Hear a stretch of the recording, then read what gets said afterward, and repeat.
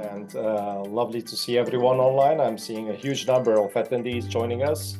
To my person, Basil Akra is my name. I'm CEO and owner of Akra Team, a consultancy company, and happy to co-host this event with two subject matter experts to help us actually understand the future of digitalization and where can we go and what can we do in the future, or what we can do today even so to make sure that we are getting leaner and better, avoiding all the burdens that we are seeing on a regular basis. So with me, James Diwar, who is working for Scarlet, and he's CEO and co-founder of this notified body in the European Union, a very specialized notified body with a focus on software as a medical device and AI solutions.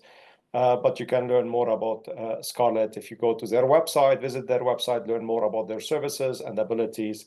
And if you are still searching for a notified body, it's your time. Pick that name and make sure that you write an email. Next to him, we have Michael Kania. Michael is also CEO and co-owner of Medevo, a company which is focusing on digital solutions. So he faced the pain when he was in industry. And he told me one day, after doing this experience of manual methods, I decided we can do it better. And I think he's doing a big difference with his new company, with the co-founder that they have, to make sure that there is actually more digitalization and systematic approach in the way how things are delivered. So if you are interested in learning more about Medevo, visit their website or write Michael. He will be able to help you understand how they can make a difference in your holistic process. So today we're going to be talking about actually the current administrative burden and how the future digital solution might help you streamlining your processes. And I'm happy to have all of these speakers with us today just to allow you to get like some insight on how things can be different. And before going into the discussion with all of them, I prepared a short presentation just to give us like some taste about what is happening. And I would like to start with this just to make sure that everyone is reminded about the situation and getting some insight on how things can be done today and what are the challenges and how we can improve them to make sure that we are generating a difference. Can you see my slides? Perfect. So what we want to focus on, like I said, myself, I'm currently as a consultant active with my team helping manufacturers. And I would like to share with you actually from our experience, but also with my previous experience where I have been working for notified bodies, what are the challenges and what are the bullet points which you need to consider to make sure that actually the process is getting leaner. Why I'm saying this? Because if you work for industry, if you work for notified bodies, you recognize how much of these things are actually relying on Excel sheets, Word documents, and a lot of copy-paste of information, which lead to a lot of trouble. What do I mean with this trouble? Looking back to the numbers, which are published on a regular basis by the study monitoring availability of medical devices in the union market, we see key important numbers. The first numbers are how many applications were already filed in. And you see that there are a huge number of applications, 27,000 applications. And if you look to the number of issued certificate as of today, you will see nearly a number of approximately 9,000 certificates. So one cert was achieved after 8 years of publication of the regulation. Why is it like that? Is it because the notified bodies or the manufacturer are too slow? No, it's actually connected to a lot of additional problems related and a lot of times with administration, which requires a lot of documentation to be prepared twice, triple, and 4 times with a lot of similar information. Also, it's connected to the complexity of the process for all sides. Not just the notified body has complexity, but also the manufacturer has complexity in their documentation. I remember myself one day when I was working for a notified body asking one single question, and all what I wanted to see yes or a no, and the result was getting 1,300 pages for review. And this is where actually, if you go into those pages, you will be actually stuck in reviewing and reviewing and reviewing. And then instead of asking one question, you will get to 100 questions. All of these numbers are relevant for us. Why we are looking to them? We are looking to them to see actually how slow the process is actually running today. And if we go deeper to the numbers, we see actually that the number is actually much critical and connected to the process itself. Because looking to the application, when a manufacturer would apply till the signature, when a signature gonna happen, you will see numbers which are going between actually 1 to 6 months or even longer, where this initial application process and contractual agreement signing is taking too long. Why is it like that? A lot of Excel sheets, a lot of information to be provided, a lot of codes, a lot of clarification at the very beginning, which create a lot of complexity. On top of this, even after the application, when you start the conformity assessment process, there is a lot of round of questions back and forth. Why? Because the documentation are inconsistent. They are not connected to each other. The message is not provided in a clear way. Why is it like this? Because people are doing their best to deliver the documentation in the right way. But if they are working actually in bigger team or involving internal, external, the message might be broken. And this is also connected to the nature of this message, but also notified bodies on the other side. When they are working and doing the reviews might lead to actually the same question coming from different members of the team, because there is no centralized system which is actually making sure you get the question just one time. So you get it from the clinical team, you get it from the technical team. What I'm trying to do today is not actually to finger point on either manufacturers or notified bodies. I'm trying to show you why we are sitting together today here to discuss how digitalization can be actually helping us for a better future. Today, we see a lot of limitation, and there is a need for a change. And this need for a change is actually reflected, but why the Commission has doing actually the past months is actually looking to quantitative data. Before, we were always complaining, but no one had the visibility about what we are complaining about. Today, we have numbers in front of us. And those numbers, to my point of view, they are shocking. Why they are shocking? Because it's too lengthy. And it can't be that we spend actually up to 8 months or longer on an application where all of these back and forth communication are connected to the fact that we don't have a clear structure and the lean structure. And this is because we are still using methodologies where if we look to our kids, they will laugh about us. They will say, how could you do this? This is ridiculous. You should do actually something in a different way. And this is where we can increase efficiency and make sure that the system is running much better. Now, in reality, why all of these things are happening? Because in reality, notified bodies like manufacturers, like authorities, everyone has obligation, and the obligation are coming from the regulation for medical devices or for the IVDs. And they expect notified bodies to develop a process. And if you look to the system itself, the processes are connected to how a notified body would do it. And we're going to learn more about how James, as a software expert, AI expert, did it for his own notified body. But whatever James did for his own notified body, Scarlet, a different notified body might do it in a different way, because the law will give us actually a frame and say, this is what you have to create. And will not let us know to do it in a digital way or a manual way. They say you can offer service according to this frame. How you do it, it's left to you. And this is where we need to think about it, to say, are we doing the right work at this moment, or can we do it in a better way for the future? Now I'm going to give you some example to show you how complex it is. The examples are connected to some steps in the holistic conformity assessment application process, where a manufacturer would apply for a notified body. Today, if you want to start the application process, the first thing that you have to do, you go into a Nando web page, and you will find who are the notified bodies, and you will find their designation scope and notification scope. So you will see which codes are acceptable. You have to do the search manually, one by one, to see actually which are the available notified bodies. There is now online on the website of the Commission some filters which you can apply, but they are actually not enabling you, if you have a portfolio of product, to get everything filtered. If you go on the manufacturer side, the manufacturer will go to the MDCG, MDR codes to find out, first of all, which code would fit for me as well. And based on this, what is applicable for the manufacturer and what is the notified body allowed to do, the application will run depending on how the notified body built the process. Some notified bodies said you apply via a form plus an Excel sheet plus an additional form.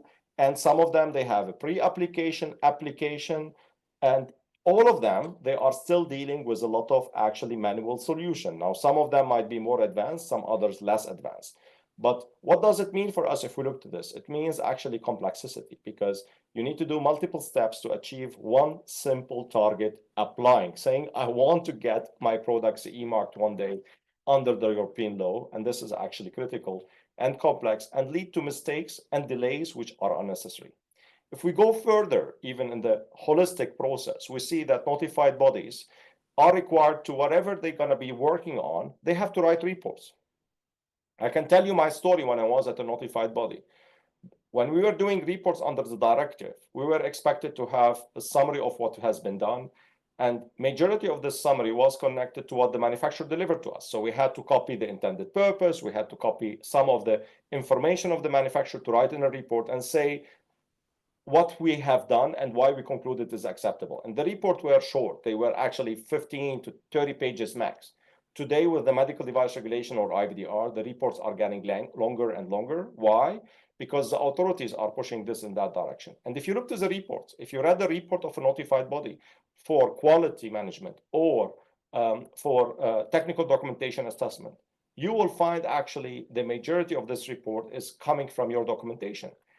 Whereas if they are copying this information, they will have also mistakes because they copy information sometimes, and you might change it because they ask a question, and they might copy it and they don't change it anymore. And this might lead to actually incorrectness of the report, and then might lead to also questions afterwards if they got scrutinized by the authorities. But they want to do the work in a timely manner. But as you know, no single manufacturer will deliver a technical documentation and will get a green light immediately from a notified body. There is a back and forth.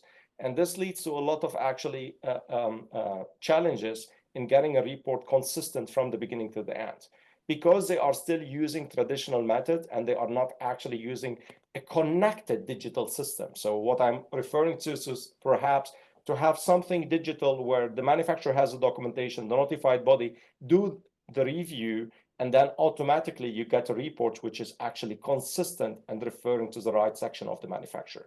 And this is what we see from all sides. Manufacturers are facing challenges, notified bodies are facing challenges, also surveillance authority are facing challenges to tell the story again and again in a way which is consistent. Going further to a last example that I want to do, I don't know how many of you went through that process. Some notified bodies, they have also in the final decision step, it's required by law to have a final review. Depends on the notified body. Some of them, they repeat the review again for some of the activities. Some, they limit their review to whether the resources have done the job in the right way. And some others, they have a joint system from the beginning to the end. So there are a lot of methodology. I don't want to describe all of them. What I want to highlight and flag, a lot of these discussion which happens at the end are connected to a story which is not clear enough. A notified body receive an application.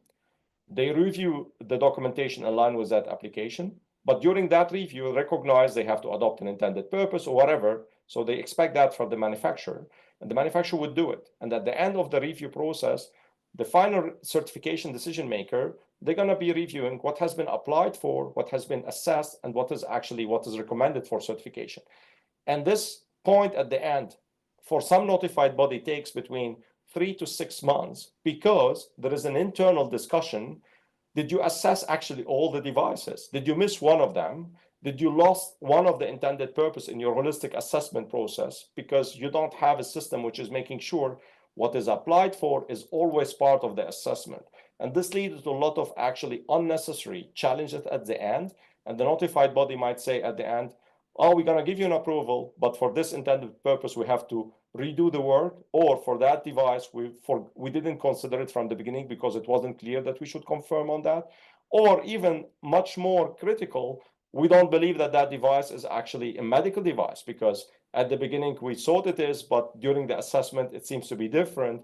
And this actually burden in the holistic conformity assessment process is connected to the manual steps that are done, which can be improved if we look to a different solution for the future. I don't want to say that everyone is facing those challenges. I don't want to say that every manufacturer might be actually in such a situation or every notified body. I just want to flag there is a need for an improvement. And we saw a lot of examples which went wrong. And this is why we need to look to a system for the future, which might be better, much more systematic, centralized, enabling actually from a digital solution, both manufacturer and notified bodies to have a digital communication instead of an Excel sheet communication. And when I say digital, I'm not referring to a PDF. So I'm talking about a systematic approach which allows both sides to have an ability to review, report in an automatic manner without having all the burdens of manual methodologies. Now, I just gave you a taste of what is actually the current situation. And before moving into the Q&A, and I see James and Michael very interested in having a nice discussion on this, let's go to a short poll and raise a question to all of you, and please contribute to this. When doing that, James, listening to me and listening to all what I said, what would you actually take as a key takeaway? Is it actually the reality, or I'm telling something which is my own interpretation? No, I definitely think it's the reality. I think that how you turn this into practice, into day-to-day life, I think is the real question here. I think that the couple of takeaways I would share on that is, the first takeaway is, I think when it comes to all of the data that manufacturers have to put together, whether it's in the QMS or it's in a technical file as part of a submission, I always feel like my mental model is always that there's what I kind of call high velocity and low velocity data, right? I think there's information which, and by low velocity data, I mean information doesn't change necessarily very frequently. So that might be like an SOP, a plan, and something like that. And then there's high velocity data, which might be a software requirement, a risk, a harm, and that information tends to change very, very often. And one of my takeaways, I would say, to kick off this conversation, is that you have to know that for different speeds, you need different tools, right? And so I think the idea of using Google Word, for example, to just say Word as a piece of software, to be able to manage high velocity information like a risk or a software requirement or testing requirement is not the right tool. And whereas obviously much more elaborate tools like some of the SaaS providers have around Jira and Confluence, and the list is quite long, is much more of a suitable tool in the context of high velocity information.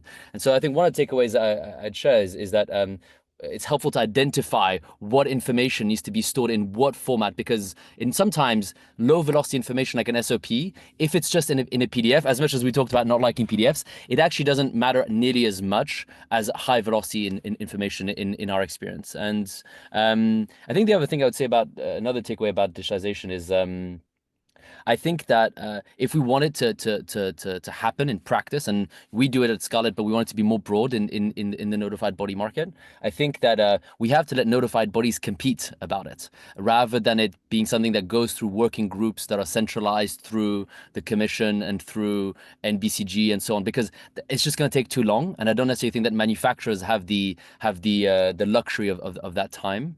And I think it's better that notified bodies find ways of kind of offering the best service possible, right? Which really is our responsibility. And maybe the final thing I'll say on as a takeaway on that is, when it comes to digitization, one question which is still unanswered, and we're working towards finding the sweet spot, is what level of granularity in the digitization is the sweet spot. And what I mean by that specifically is, every single manufacturer has their own ways of working, and they're going to generate data using different tools in different processes. Their work culture might also be different, and so on. And it's important that the digitization, the interface that they then have to the notified body for submission, has to be one which kind of works for almost all of them, right? And so what that means is that has to be a very flexible interface, right? And so, for example, the E-Star submission in the US, it is a form of digitization, and one benefit of it is it's found a level of granularity where it's able to work for almost everybody, right? Now, I'm sure that the FDA internally would say I still have issues with it, because people submit information that's incomplete and that leads to delays and so on. But you can see that it's if you make it too granular, then I think that the manufacturers have to fundamentally change their QMS, for example, in order to submit a technical file. And so there's something interesting about finding that sweet spot. But I'll pause there. Thank you so much, James. I think you mentioned multiple points, which I will quote you about, which are key. The first point is actually, you are, as a notified body service provider, and the best customer experience is actually a lean customer experience, that they feel actually really catch up from the beginning and not facing challenges, and they feel actually you are taking care of them. We're going to talk about that with Michael. But the other point which you just mentioned, which is also important, we need a harmonized methodology between notified bodies, because manufacturers are not always just working with one single notified body. They might have 2, 3, or 4, or sometimes, even when I in my company, I supported the manufacturer doing a harmonization with their notified bodies. They had 17, so they had to adopt to a lower number. So having even 4 or 5 is a challenge if everyone has his own system. So we need to have systematic solution with that. Michael, looking to you, I know with your previous experience in industry, you created medevo to help manufacturer getting, and I remember in our discussion, you said, it's not just uploading a PDF, but creating a system. You saw my numbers. I mentioned actually how long it takes to assess technical documentation to get the certificates, but also I mentioned how long it takes to apply even at the very beginning. How would actually a digital solution help on that to streamline the process? Do you have any ideas, recommendation that you can share with us? Yeah, you mean the application process itself, or the really full tech file review? Both of them. I want you to address both of them. So start with the application, but also talk about the technical documentation itself. Yeah, so I think first topic is we need to think data. We need to think about data and not documents. Because documents, if you have put information into a document, it's kind of dead. It's in there. You need to open a document when you search for things. You need to read it. You need to understand it. This is a cognitive burden for the manufacturer, experts, but also for the notified bodies. And if you think in a structured data approach, then both areas, the application process and actually the maintenance of the technical documentation, is a different kind of level. Talking about the application, you mentioned this kind of problems where it's like 6 months to get this kind of application process go through. But imagine if you have this structured approach where it's totally clear about your notified, your medical device codes and everything, what you're trying to accomplish, and you are not able to ask a notified body that is not applicable to you. So if this is inside of a digital process, you streamline the burden on the notified body side to answer all these false requests from the manufacturers beforehand, and putting all the structured data into a application process. On the other side, notified body have everything in place they need to assess if they want to take the job in assessing this technical file or this product or not. And jumping over to the assessment itself, everything that is structured is basically served on a silver plate at the notified body side at the review. Imagine the clinical evaluation assessment report when we are looking for the simplest things like intended purpose or the device description. If it's already there, the people can do their jobs and simply assess what they are in front of, what is in front of them, but not start the search where to find the intended purpose. And maybe I find 3 different kind of styles of the intended purpose and so on. So the structured data approach is central here. Thank you, Michael. This is very helpful. So we are talking about data and not about documents and not about electronic documents, but talking actually about creating a system with all data information, which allow us actually to connect the dots afterwards. James, looking to your background, you are, this is what I learned, that you are a software and AI expert as well. Do you think, and this is where people now, everyone will put next to his website, AI driven. Do you think AI will be really the solution for the future, that manufacturer will say to the AI machine, please prepare my technical documentation for device A, and the machine will do this, manage the documentation over the product life cycle?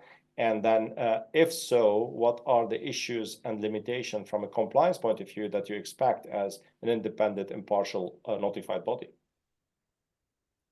Yes, I think is I would say the answer. I think it's very likely that the way that technology is going these days, and not just where it is today, but also the gradient of the curve at which it is improving, means that I think that edge cases will disappear, and there's too much global brain power going towards making these products as incredible as they already, even more incredible than they are today. And so I think that yes, people will use LLM based products to generate and maintain compliance data related to MDR, and we are very interested in finding the most effective ways of obviously providing our structure, or what we believe are the best way of submitting a technical documentation that is then generated not completely by a human, but also by AI systems, in a Copilot based interface, potentially with tools like Medevo and so on. And I think that the challenges there obviously are, there's the kind of obvious challenges around hallucinations and so on that manufacturers have to solve. But I think that it's fundamentally it's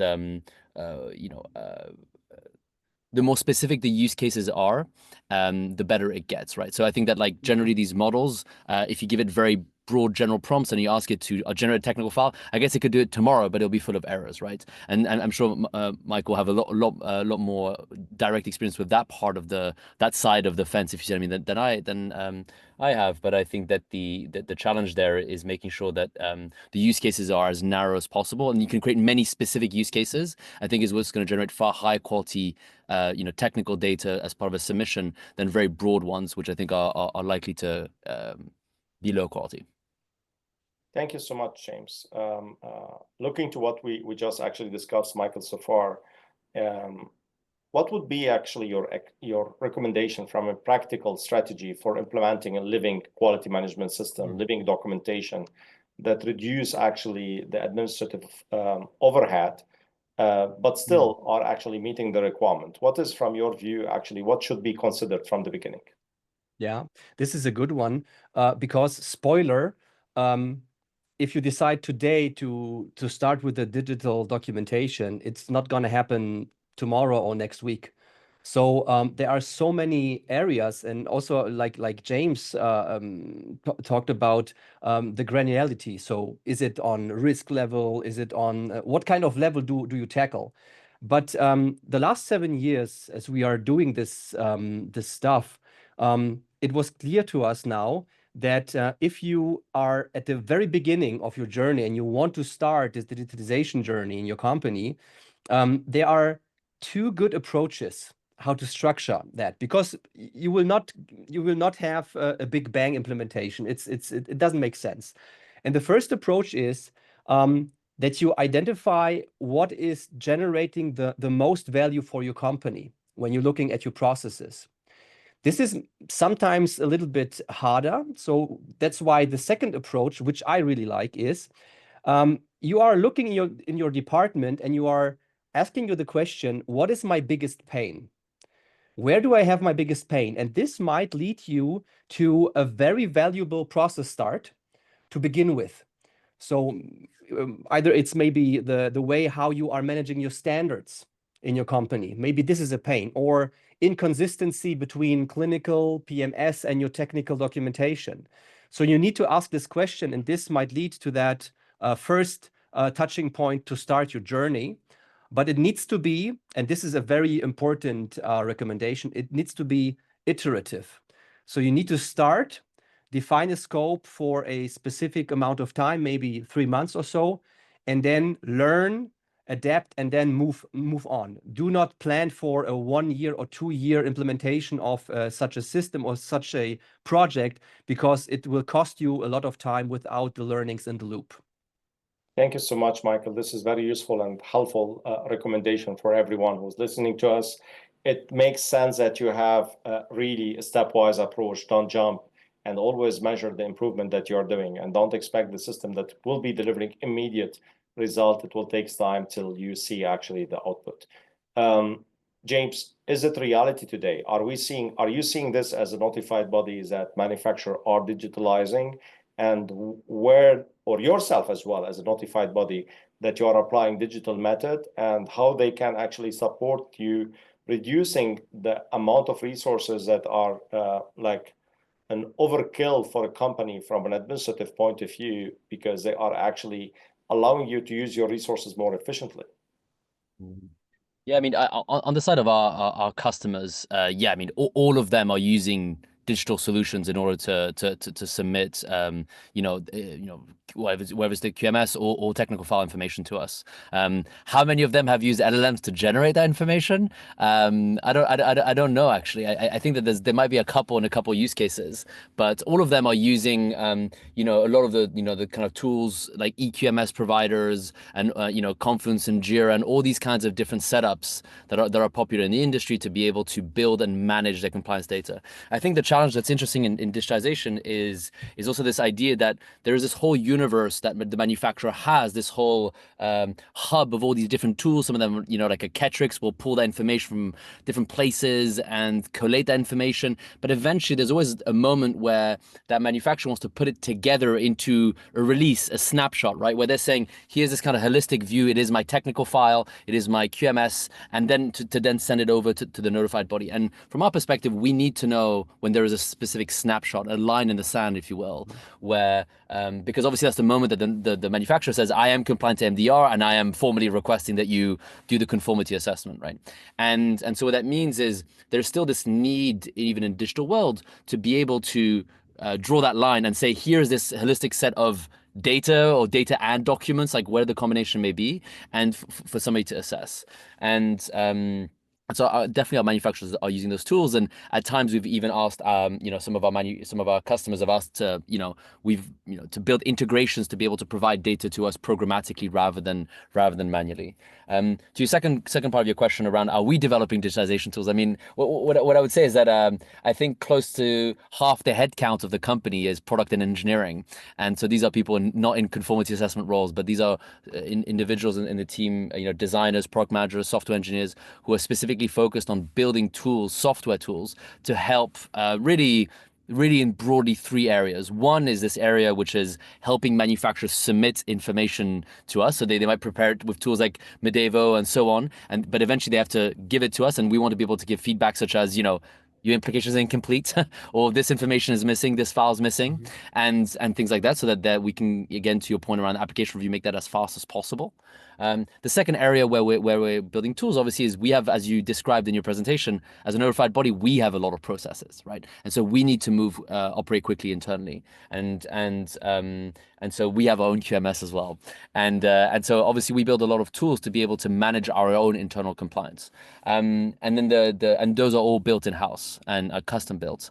And then the final one, I would say, which is one that we're still only testing for now, but is this idea as well of being able to see where we can use software to help in assessments as well. So not just tooling to help with assessors, but are there even co-pilot based workflows that can help assessors when doing technical file reviews or in audits and so on. And those are just testing for now. But again, we think that there's quite a lot of promise in that area as well. Sounds really promising. Yeah, go ahead, Mike. Sorry, Basil. I love the fact, James, that you mentioned that you have like 50% engineers working on that kind of solutions. I mean, when you are looking maybe on other notified bodies, what is the ratio between assessors and engineers that works on streamlining processes and works on tools? So I think this number is significant on your side. It is. It is. It is. It sounds like you're doing working on a big different future, hopefully very soon, and hopefully will influence actually the timeline and the costs connected to all of this, because this might be really a big differentiator in the future if we have like digital solution much more actually integrated. And I assume that you are doing all of this because you saw mistakes happening, which are actually leading to delays in the holistic review process. Can you give us like 1-2 examples of mistakes happening today between manufacturer and notified bodies, which lead to such a 50% investment in developments? Yeah, I think that the two types of mistakes I would highlight is like, and these probably to the audience won't be a big surprise, but I think that the two are, I would say, at times like a lack of detail, like a lack of depth of information on a specific piece of information. So, for example, like clinical evaluation activity methodology is a common one where there's just not enough detail there, and that can lead to delays because we have to ask for more detail. And I think the other one, which is again probably quite familiar, is sometimes like issues around traceability. And again, that I think is where structure and digitization is some of the most powerful places. Is making sure that there is traceability when it's required, whether it's it's in the kind of software development lifecycle, or it's in risk management, obviously, which is very common. And I think that in those places, issues with traceability or lack of traceability is often still a pitfall. And so I think, again, like what can digital tools do there to help? Like we can help by providing some automated feedback saying what you've given lacks detail and so on. But obviously, I think the real place where that can be resolved really is on the side of the manufacturer, and the tools the manufacturers use to be able to put together the technical documentations, right? And so there, I think that it's one thing that we're interested in, for example, is we write out and build quite a lot of enablement content. So this is for our customers to be able to understand how this conformity assessment work with Scarlet. What does Scarlet expect when it comes to certain aspects of the technical file submission? But we're interested in making those more readily available to providers like Medevo and so on, to be able to understand from if they have customers who use Scarlet, what's the best way to build your traceability matrix, or all these kinds of tools, in order to make sure that when we receive them, they look as similar as possible, so that we can optimize our assessment process on our side. Which is very important. Going back to your initial comment, it would be great that we have one standard for everyone, which is defined by all notified bodies together, making sure that companies like Medevo and others are making sure that they are connected. And then this will streamline the process and avoid actually the burden of actually the unnecessary challenges that we look to, because a digital solution will not fix the fact if I have good data or not. So the data themselves, whatever you're going to put in the system, your digital solution will not make you always 100% succeeding. If you have rubbish data from the beginning, it will be also leading to negative result. So you need to make sure that you have the right data, but you are giving a structure which is reducing your burden and increasing actually the efficiency during the conformity assessment process. Michael, we hear about all of this. It sounds a bit actually tough, especially when we look into small or smallest manufacturer, as they are defined in Europe, to be very tiny, small manufacturer, which could be one or less than 10 people in one company, but sometimes also just one single individual. What are the challenges and that those companies might face in getting this implemented? And do you see like a big investment that they have to do to make sure that they have such a system? I think we need to cover the topic, what you're trying to implement, basically. So imagine there is this, let's call it data model, that all notified bodies are aligned, and you want to use this data model. So you still need software, a solution that is managing this kind of data, so you can exchange it with Scarlet or other notified bodies that are using that. And right now, there are no out-of-the-box solutions for that. It's simply not there. So one approach is that you might go along the way and say, okay, I will build up an access database or stuff like that, and try to build it and try and error, and then move back and forth and so on. Or you can look into the market, what is maybe already existent in that area. And there are a few. So you might look when looking for your PMS processes, then you might go look for Medboard or Flynn AI. When you are going for technical documentation on content level, you might visit Medevo and check that maybe that is a fit. And this is a huge difference that we see maybe 10 years ago. 10 years ago, you need to start a large project, an assessment, and you need a project team. Today, you can kind of shop solutions, and these solutions can talk to each other. And I think this is the greatest opportunity for smaller manufacturers today, because you have today's technology and you have best practices, solutions for the medtech industry. And this combination, and speaking about today's technology, I'm talking about software as a service solutions, where you can simply subscribe to the service and you can start using it. And if the service is tailored for the medtech industry, you have out-of-the-box processes and you can start. And what we see the last 7 years is when we got approached by larger enterprises for our solutions, then they have a lot of other solutions, a huge IT landscape. And it's a kind of a process and a project to implement Medevo into the landscape. But when you are a smaller manufacturer, it's easier and it's faster, because you are not adapting then a lot of processes because you simply use the best practice approach that the solutions already have. And then you are really faster. And it means you have a head start against the larger corporations as a small manufacturer. And this is a pretty good, I would say, notion of our time that we are in today. Yeah. So if I take you, well, big manufacturers have also challenges because of their expectation, structural expectation, number of devices, number of resources. But everyone can benefit from it in a different way. So small manufacturer or big manufacturer, they can benefit from the digital solution. Yes. And the result of that benefit can be connected to actually reduction of capacities, dealing with administrative burden internally, but also reducing the time in communication with authorities, notified bodies, whatever, because they have better structured documentation. Looking to all of this, James, listening to what Michael was saying, the product documentation are actually lifecycle documentation. So we have post-market, we have post-market evaluation, continuous like update. What is actually, from your view, how can a manufacturer use these digital tools, which are, Michael mentioned some of them, to make sure that their creation of documentation, update of documentation is running smoother? Because everyone is complaining annual update, biennial update, even intermediate updates, update on request, unannounced audit, supplier audit. All of these things are leading to continuous review of documentation and update. What is, from your view, actually how manufacturer can manage this in a better way? I think that the best way for them to manage it is to use the best tools possible, right? Like I think that there's nowadays a lot of these tools, to Michael's point, are I think the best tools are the ones that integrate with other tools. And so I think because the reality is that I remember seeing a statistic around like the kind of average, let's say startup, for example, like small, SMB business or SME business, like will you have on average something like 50 or 70 pieces of software in their business, right? And so because businesses have so many different tools that they use, I think that it's quite critical that any kind of tool that you buy as part of your digitalization efforts or as part of maintaining your quality management technical file is effectively a tool that speaks to the other tools that you have, right? And I think that's critical in order to minimize that friction of, to your point of, I've changed information somewhere and it goes somewhere else and so on and so forth.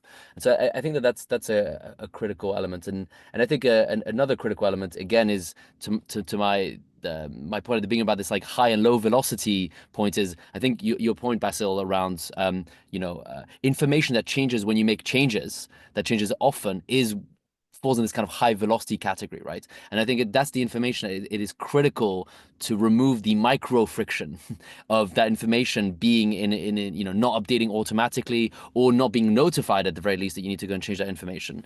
And so I think that it's important to invest in these tools that enable you to do that. I think that if in many ways, like even when I look at our own QMS, like we build a lot of software to build automated notifications and things like that in order for us to know when we have to do competence monitoring or all these kinds of processes that we have. But there's certain things where we have certain policies. They just haven't changed since our designation audit, right? And that's okay. And so in that case, it doesn't need to be more than what it is, right? Perfect. This is great, because this is actually pushing us to the next question. So Michael, you have a company which is dealing with technical documentation, digitalization solution. Typical process, a manufacturer got a change, James was referring to a change, or a standard change. And then you need to actually do a gap analysis and you need to update your documentation. Why would a digital solution accelerate my process? What is the benefit connected to it if you look to it from creation of documentation and update of documentation in comparison to manual method? Can you give us like some insight from your expertise and knowledge in this field? I like your example with the standards, because recently we had a discussion with a client of ours regards of standard updates, and there is a lot of impact analysis and stuff that you need to do manually when there is a new standard arising.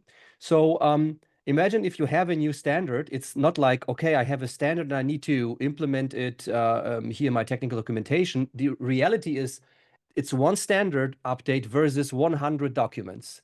This is the reality. And it's this kind of administrative burden that the experts are facing right now. And especially this specific process, we have pretty cool APIs right now about the standard management, because we have a manufacturer that are dealing with 20 files and, I don't know, 100 or 150 documents that are affected if this occurs. And they time until it's then closed, this change might be between 3 and 4 weeks, because they need to have this sign-off rounds and everything. And then the Regulatory Affairs International team can start the impact assessment on actually international registrations. And when you are thinking back to our first discussion, the first questions that you had, where we said structured data is something that is really leading us to this kind of benefits, is right now, if you have this standard update, you will immediately see the impact out of the system because you are dealing with data structures. So there is this new standard and you see this 150 documents flagged for you that are impacted. Your assessment is pretty fast because you see this kind of 20 products are affected. You can run this implementation process and then simply click a few buttons to update all these documents and then create a new submission file, or how you call it, James, the snapshot of the current technical documentation to submit it then to the authorities or whatever you need to do. And especially this process is a speed up of around 90% of your time. And this 90% of your time is where R&D dealers, RA experts can actually do value generating work and not copy and paste and data search activities. And this is a really, really strong use case that you mentioned, but it's applicable for everything. When you are having maybe a PMS trigger where you need to update your patient population, then you have the impact on clinical evaluation, reports on PMS, and so on. This is the same methodology. You are not dealing with documents, you are dealing with data, and let the machine do the boring stuff. And the experts are doing actually the value for your company. Very good point, because it's like this is a typical problem which happens. A change notification is submitted, key documents are updated, the remaining supportive evidence are still referring to the old information. Questions, why is it like this? You are inconsistent with your documentation. And this is actually where I can get my process much more internal audited before I submit the documentation, make sure that I'm addressing all impacted document, at least with a review and decision, whether I'm going to change them or not, which makes actually me more consistent and more efficient in the activities. Before and there moving is to the Q&A, one point, please go ahead. 1 second, Basil, because I wanted to ask James a question. Right now, if you have the standard update, of course, the GSPRs needs to be updated and so on. But imagine now if there is this approval on a data point level, so that the actually documents are for maybe the vintage notified bodies, let's call it that way, where you have then these approvals. But if you are approving the data points, then all the review steps and maybe wet signature steps are not necessary on the document level. So this will speed up the manufacturer process. But what about the notified body, James? You mean about us receiving data rather than documents? Yes. Yeah, I mean, of course, I think that one of the things that's interesting to consider from the notified body perspective when it comes to digitization is one of the challenges that we have to solve, and we still continuously solving it, is this idea that obviously when you receive information, let's say data from a manufacturer, is like for us to be able to be more efficient, in order for us to be able to optimize our processes, we need to know that what we're going to be receiving, it's always going to be different because it's different device, different risk class, different medical specialty. But if the information is in a similar, at least at some level of granularity, similar format, then we can optimize that process, right? Because otherwise, if you open kind of Pandora's box and it always looks completely different, then it makes it very much harder for us to be able to optimize internally, right? You need to be able to kind of A/B test, right? And if you don't have a level of consistency. Now, the question is, what is the right level of consistency, right? And what level of detail is required. But I think it's quite crucial for us that we have that in order to be able to systematically be able to optimize our processes and say, okay, it's very basic, but it's like if we receive something, we think about our process, for example, for an application review, and we think that it's like, okay, how can we make this application review faster, which is something that we care about. And so then product and engineering work with some assessors, we build some tools to make it faster. But then if somebody else then submits for another application and the way that they submit it is completely different, then what we just built can effectively be put in the bin. And so you can see why it's important from the notified body perspective in order to be able to optimize our processes. And so I think both sides, not just notified bodies and manufacturer, need to work together on the standard, which is actually applicable for both sides, because this is how you can ensure that actually your next digitalization steps are workable. Because if not, every time you need to adopt your process, it doesn't work. So, and such a solution, we are not that far yet where the system can actually have that flexibility, because we need to train the system on what is right, what is wrong. This is how the machine will be actually more efficient over the time. And this can just happen by having actually a structure which is standardized for the future. We had a very nice and interesting conversation so far, but I'm pretty sure, Sean, we have questions from the audience, and I will hand it over to you to lead us through those questions to see what is the audience also like, keeping them awake at night. What are the problems that they see and they want us to address for them? Happy to launch into the questions. Before I do that, I want to make a quick announcement. Akra Team is sponsoring Quality Accelerator program, and it was scheduled for June, but it has been moved to September 3rd and 4th. If you would like a copy of the agenda, please write agenda in the chat, and I will send it to you. Thanks. Now, on to the questions. While you guys were talking, I was reflecting on the fact that the FDA did its first review of a pharmaceutical submission last week, completed that, and they're planning on rolling this out for medical devices in June. Any comments? This is specifically the pilot around using AI within FDA, within that department of FDA, right? Mm-hmm. And they're planning on rolling it out for devices as well. I think it's great. I think that I think these tools it's necessary that I think I guess in this example, like I guess like we have like FDA, like with the people like doing the reviews. I think that again, I think these tools are very powerful, and again, there's these two use cases where we're interested in these tools for our internal processes, and again, Basil in his presentation showed some of the snapshot of the many requirements that apply to notified bodies. But again, there's also this aim of being able to use these tools in assessments. And again, there are a lot of issues in assessments around retrieval of information, around all these kinds of issues where this technology can be really powerful. And again, I think that it's necessary to be able to ensure that the best technology safely gets to market as soon as possible. I think it's important that we use the best tools possible, and so I think it's important. Yes. I heard some concerns about the data that is provided then to the agency, if the data is then also incorporated into the learning process of the algorithms of the AI and so on.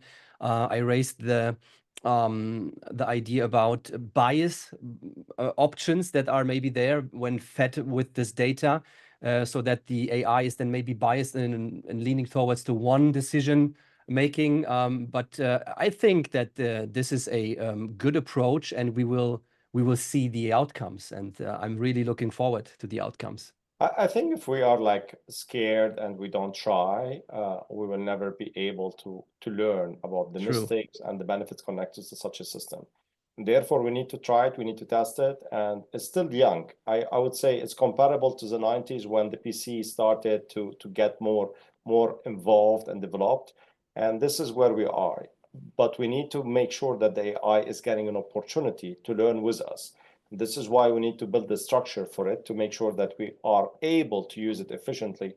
And I would love sitting with James, smoking cigars, drinking our whiskey, and the conformity assessment processes are running via a machine. And we say, good luck, go for it, issue the next certificate. And we don't talk about how many application certification are happening because they are done automatically and innovation are getting to market on time. Well, that's a beautiful vision. I'd like to ask the other two how they think the role of regulatory consultants and notified body reviewers will change in light of the fast developments in AI and automation. Michael, do you want to go first for the consultants? I have a clear vision on that. And this is my personal view. But I think we saw a lot of consultants popping out in the golden MDR era. And then you had to buy templates and document templates and SOPs and stuff like that. And then they got adapted to your needs. I think that in the era of high automated technical documentation on content basis with AI options, there will be a cleaning of in the market where there will be a concentration on the experts where you will go to if you have maybe a device that is cardiovascular device. Then you will have to go to the consultant that is with his high expertise on cardiovascular devices, because you don't need a consultant to explain to you how a clinical evaluation looks like and how the process works. It's digitalized, but you need maybe the experts then to get your device safe to the market, to do all the tasks and generate the data for it. So I think that this will be a consolidation on highly trained experts of specific areas, but not like generic consultants. I think on the notified body reviewer perspective is what I would say is like it just gives you so much leverage, right? Because I think that the reality is, if you look at the profiles and the competence requirements for MDR for reviewers, like the expertise that we have to have in the team is these people are world-leading experts in our case specifically on AI and healthcare and so on, and all these medical specialties. And so what you want is these individuals to have as much leverage as possible to be able to use the skills that they've spent many years building. And I think that what these tools provide is an ability for the assessor to really spend much more of their time on the thing that is so valuable, the skills that they have that are so valuable, to technical file review, but also fundamentally to the safety of the product. And so there are certain tasks, and Basil, again, when he's talking about some of these clinical evaluation assessment reports that have to be built by as an assessor, again, like we build those and we do use software to help us build them out faster. But still, there's a huge the amount of artifacts that we generate as part of an assessment is absolutely ginormous. And so it's important that that these tools help the assessor focus on the most critical questions. I think, if I take it from a consultant or notified body or manufacturer point of view, AI shall not be actually misunderstood to say it's taking our job. I think we will be more focusing and in our job, more focus on the key element. And this is our expertise. A person coming to us to ask us about a software expertise, a technical expertise, a clinical expertise, will get that value longer term as well. But what we should not spend time on is actually talking about structure, baseline, how can I ensure consistency in documentation, doing review of documentation, doing update of documentation, because someone is not able to leverage the data because they don't have a system. So you need to take an Excel sheet, make out of it a graph or whatever. This should be automated and just should be actually using machines done in a more efficient way, because then people, we are facing challenges to have the right resources because there is no sufficient expertise available on the market. And with the limited expertise, and I was looking recently to a country where they looked into digitalization much more than any other European country. You know why they did it? Because they recognize with the limited population, big country, they need to have more digital solution to be able to offer the expertise to everyone. And if they don't do it in such a way, people will not benefit in the same way. And this is why, if we look to the future system, our consultancy expertise, notified body expertise, technical support expertise can have a much bigger scale up because of the fact that we are using digital AI-driven solution, and a lot of people will benefit from it in the same way. Yes.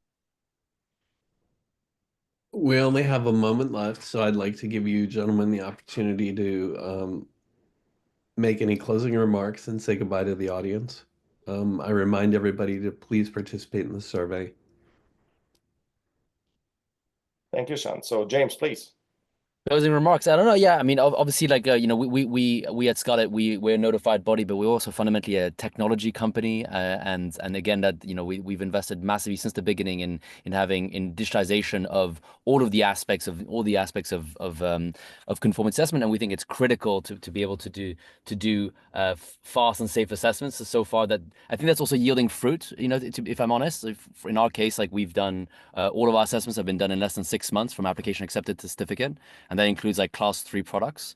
And so I think that like that's evident that digitization helps. and we have a whole bunch of other products coming through, and hopefully we'll be on the market soon on similar timelines. And so I think it's it is here and is here to stay. Thank you so much, James. Michael? Yeah, thank you, James, for that point, because this is like I'm seeing here a closing loop. We see this kind of acceleration and automation for manufacturers the last 7 years with our product. And hearing now that you are doing this 6-month cycle for your clients, class 3 devices, I can really, I'm really looking forward to have this connectivity from medevo system to Scarlet, because then we will have this timeline boost on both sides. And this is something where I think is hope for the European process, and an example that it can be lean and it can be really, really fast if we do it right. Thank you so much, Michael and James. And let me close it with that point and hand it over back to Sean.